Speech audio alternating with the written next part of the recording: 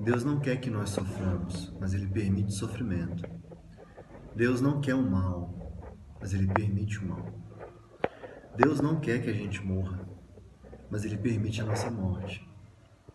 Então, no começo de tudo, no princípio, não era para a gente morrer, nós éramos imortais. O catecismo nos ensina isso. Adão e Eva, eles foram criados para morar, para viver no jardim do Éden, no paraíso.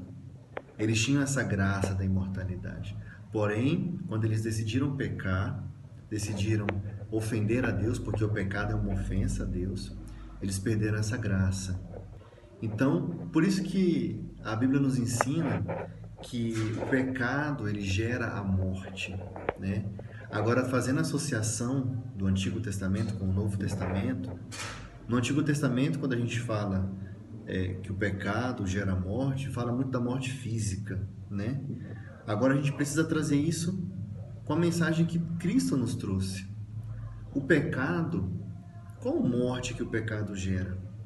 O pecado, ele gera a nossa morte espiritual.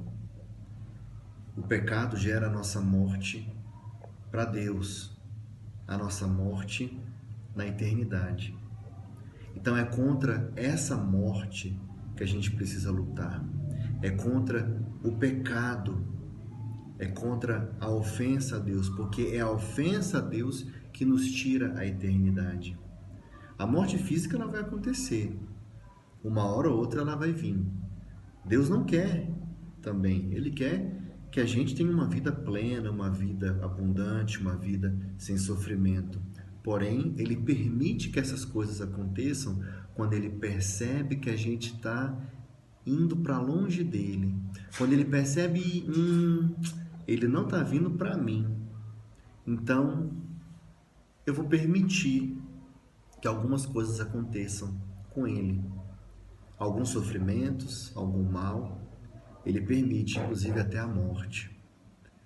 Muitas vezes é a morte de algumas pessoas, é o sofrimento de algumas pessoas, muitas vezes é o mal, infelizmente, quando acontece com algumas pessoas, é quem faz com que a gente tenha aquele susto e a gente pense, eu estou longe de Deus, eu preciso voltar para Deus.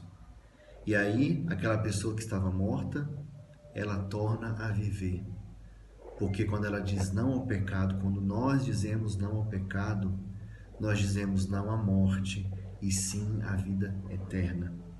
Então, meus amigos, lutemos contra a morte eterna.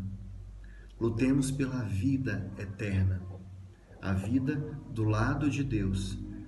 Mas para a gente ter a vida ao lado de Deus, é preciso dizer não ao pecado. É preciso dizer não à morte.